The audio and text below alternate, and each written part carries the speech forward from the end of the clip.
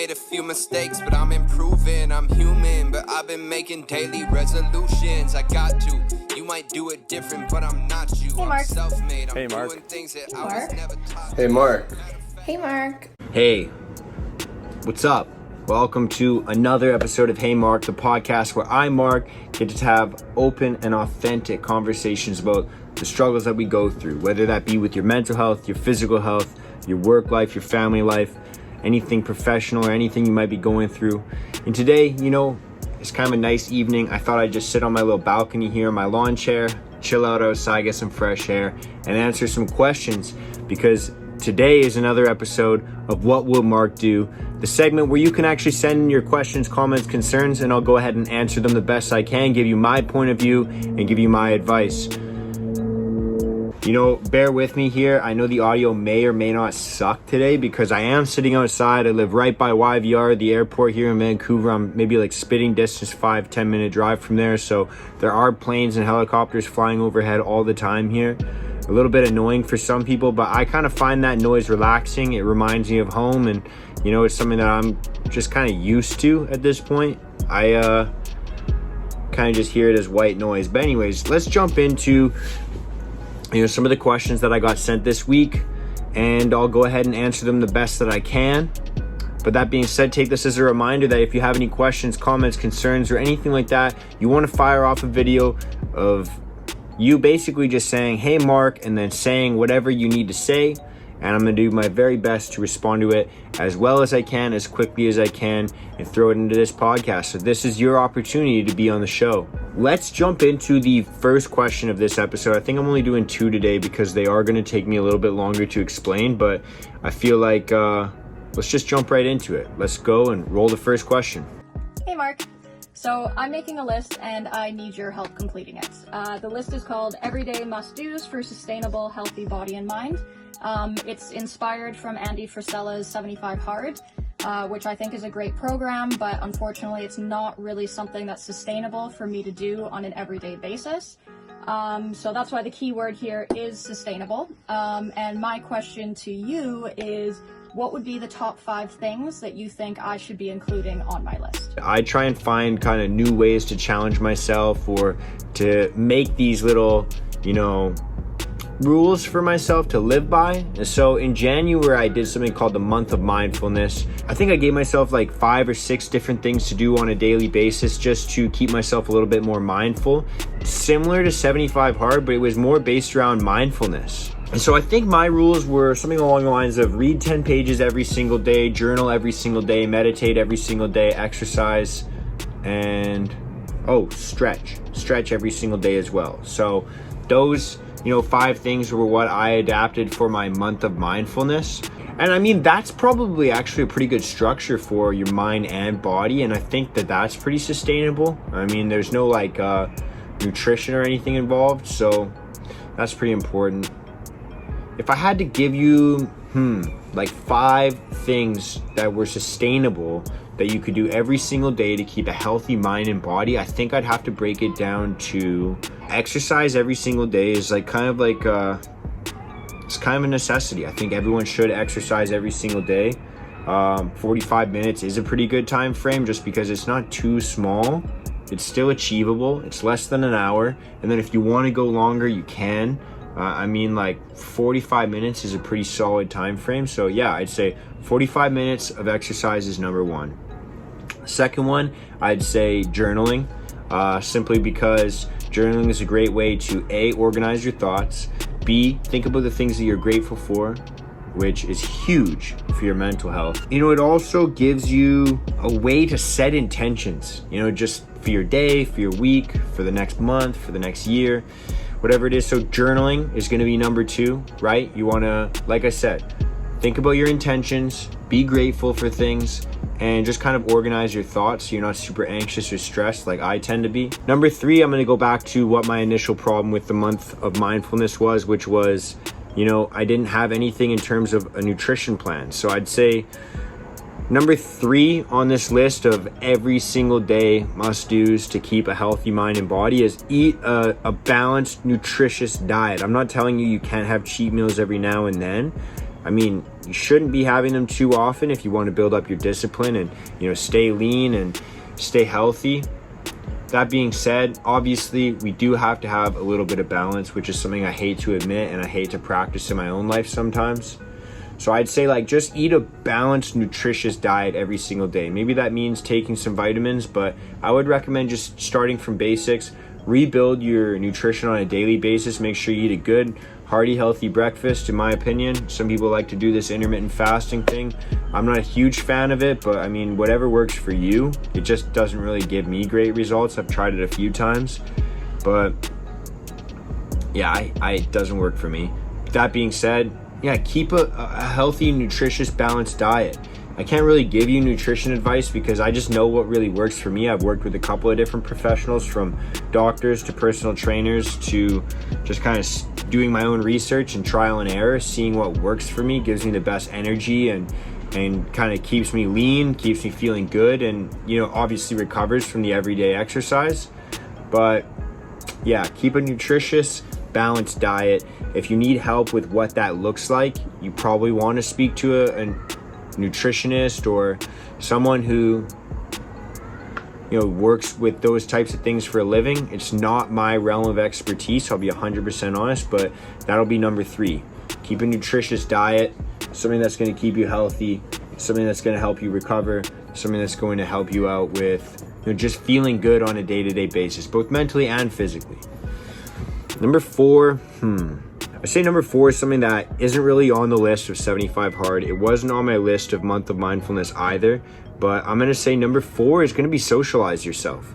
So you're going to want to be able to socialize with people you love, obviously, on a daily basis. Maybe call them, text them, talk to them on Skype, talk to them on Zoom, talk to them on FaceTime, see them in person if you possibly can. But you want to socialize yourself with people that you love, people that you care about, people that love you, and people that care about you as well. And then not only that, you probably want to even socialize with people that, maybe you don't always get along with, people that might have opposing views to yours, people that might not always agree with you. And the reason that you want to do that is, A, it's going to help you out with sympathizing with people that don't agree with you. It's going to help you out understanding different points of views. It's also going to help you out with conflict resolution and dealing with the adversity of people that might not always agree with you, or situations where you don't always get your way. I think that socializing yourself with both people that you love, people that you care about, people that you're friendly with, and then also socializing yourself with people that you don't always get along with. I think that those are 2 really important things. So number 4 is going to be, make sure you socialize yourself. There's tons of data that shows people that aren't socialized with others at a young age, at an old age, or anywhere in your life, really any stage of life, if you're not socializing with people on a regular basis, no matter what stage of life you're in, it's going to cause terrible repercussions for your mental and, in my opinion, your physical health as well. So number 4, socialize yourself. And last but not least, again, something that isn't spoken about in, the Month of Mindfulness that I had and the 75 Hard challenge that Andy's created. And that is, number 5 is going to be prioritize sleep. Make sure you're getting, 8 hours of sleep if that's optimal for you. I know some people function really well off of 6 or 7.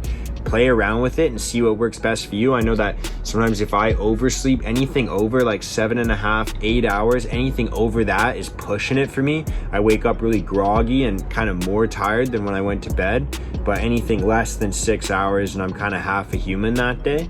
So I find anywhere between 6 to 7.5 hours for me is optimal, but make sure it's a priority. Make sure it's something you think about on the forefront every single day. Am I getting enough sleep?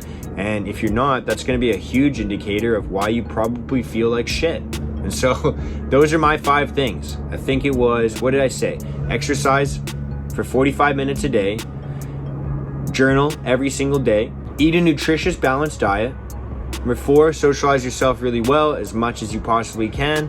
And number 5, make sure you prioritize sleep. I hope that helps you out. And if you want to stick to those 5 things every single day, I guarantee you it's going to improve your life, both mentally and physically. So try that out. Let me know what you think. Let me know if you have any questions. Let's go on to the next question. Here we go. Hey Mark, so my job site is nearing completion here in the next probably 5 or so months. As a result, things are crazy, things are super busy, guys are coming to work, they're irritated, they're agitated, guys are getting at each other's throats. Team morale is basically really, really low right now. Now, me as a positive person, typically, I'm just wondering, what are some ways that I can go about increasing or inspiring positive change with my crew or positive outlook, and how can I kind of spread positivity and increase team morale? Dang, dude. So increasing, team morale, employee morale, that's actually something I used to struggle with quite a lot the last time I was in a management position. And it's really difficult. And so the first thing I'm going to let you know, especially if you're entry level or you're an apprentice or you're pretty much anybody who's not the manager, anyone who's not in a leadership position, I'm going to tell you this, and it's kind of a little bit counterintuitive, but I will say this just because I do think it's, true. You're not responsible for everyone else being positive. You're not responsible for everyone else being in a good mood or, doing their best at work. What you're responsible for as an apprentice, as someone who's entry level, is to be, the best apprentice that you can be. Learn as much as you possibly can, work as hard as you possibly can, and just kind of be the best support and make sure that, you're making yourself irreplaceable. That being said, if you do want to increase, team morale because you want work to be more enjoyable for you and you want work to be more enjoyable for everyone else and you want the workplace to be safe and happy and positive, then I'll give you some tips right now. First thing is you kind of have to obviously care about the people that are around you. And so for me, the way I kind of think that that's demonstrated, especially one of the biggest ways, is have conversations with your, coworkers, your staff, your teammates. Have conversations that are about things other than work. You guys talk about work all the time, and it's something that you kind of obviously need a little bit of a mental break for. So when you're on coffee break, when you're on lunch break, or even if you have a spare minute or two, ask people how they're doing. Ask people how their lives are. Hey man, how was your weekend? What did you get up to? Or what are you doing after work today? Having these conversations shows that you obviously care about people. Another way to go about that is if you do notice that someone is stressed out, anxious, pissed off, or, taking it out on other people, you might want to ask them, hey bro, I noticed you're acting a little bit different today. Is there anything going on? Anything that I can help you with? A lot of the times people are probably just going to say no and stifle their emotions and stifle their feelings, which you obviously have no control over.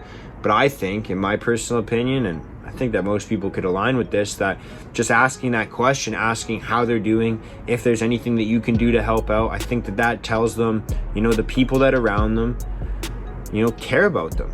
And I think that's huge. I think that knowing that you're cared about is going to make a huge impact on the way that you act and the way that you treat the people around you as well. You might even want to try hanging out with them outside of work. Maybe go and grab a bite to eat after work. I'm not a huge advocate for drinking, but if you want to sit down and have a beer with someone and that's how you want to break bread, then go ahead and do that. But, in my personal opinion, I'm not a huge drinker, so I usually recommend maybe sit down, have a meal with them, maybe go for a walk with them, maybe chill out with them, just do things, maybe ask them what they like, right? Like just, ask them to hang out maybe after work. If you want to become closer with these people, if you want to increase morale, being friends with them is a huge way to do that. If you're not looking to be friends with anybody from your workplace, you're not looking to add friends to your life, or maybe you don't want to hang out with anybody right now because of certain current events, then maybe just give people more recognition at work. Tell people you're proud of them. Notice the things that they do well. Don't always harp on them when they fuck things up, because I notice that when people that are, stressed out or anxious or pissed off at work, they always want to point out the wrong that other people are doing. And so don't point out the ways that they can improve. Obviously, that's something that you want to do eventually, but maybe start the conversation off with something positive that they've done recently. Hey man, I'm really proud of you for doing this. Hey dude, I've noticed that you've improved with something like this. Hey, I've noticed that you do this really, really well, and no one ever says anything. So I just want to let you know you're doing a great job and you're inspiring for me and motivating for me. I think that anybody would get a boost in their mood and their emotions from having a comment like that given to them. The flip side of that is it has to be genuine, right? You can't just be bullshitting or blowing smoke up their ass, because they'll know. So it has to be something genuine that they're doing. Just give them some recognition. And again, another flip side of that is maybe you could ask them for help. I know for me, and I know a lot of people that are similar to this, you feel good when you get to help somebody out. So if you do have something that you're genuinely struggling with at work, maybe ask someone that has a little bit more experience in that for some help. People feel good when they give help to other people. It increases their self-worth. It increases their value when they're able to help out the people around them. You obviously don't want to distract them when they're in the middle of something and kind of take them away from what they're doing. But if you notice that someone, like I said, has a little bit more experience than you on a construction site, that might be your journeyman or your foreman. If they have any more experience than you might be able to ask them with something that you've been struggling with that you might be a little bit shy to speak about. Just go ahead and ask them for that advice or a little bit of a tip maybe. Hey, how would you go about solving this problem? I think that the more they get to help other people as well, it increases their self-worth and their value, and it obviously is going to increase productivity at work. So I think that, that could make more people happy. At the end of the day, energy is always going to be contagious, whether it's negative or positive. So the best way to, alleviate negative energy is not to have any or display any yourself. The best way to spread positivity is to, display that, emulate that, and radiate that positivity to the people around you. Crack jokes, make them smile, because I think that that's the best way to go about it. And so I hope that helps you out with boosting your team morale. If you're still having struggles with it, maybe you could give me some more specifics on, what you might need help with, and I could try and give you a little bit more guidance that way. But I think that those are, two really sick questions, and I did my very best answering them. You can let me know what you think, and in the comment section below, maybe give your advice if you're watching the YouTube version of this. If you're just listening to the podcast, then you can feel free to send me your advice. And as well, like I said in the very beginning, feel free to send me your videos, your clips, whether that be, a question, a comment, or a concern, anything that I can give my feedback on, and you'll be on this show as well. So let me know what you think. Go out and have the best day, the best week, and the best month, and the best year that you possibly can. Be the best you. Go out and kill it. Thank you so much for your support. Much love and peace out.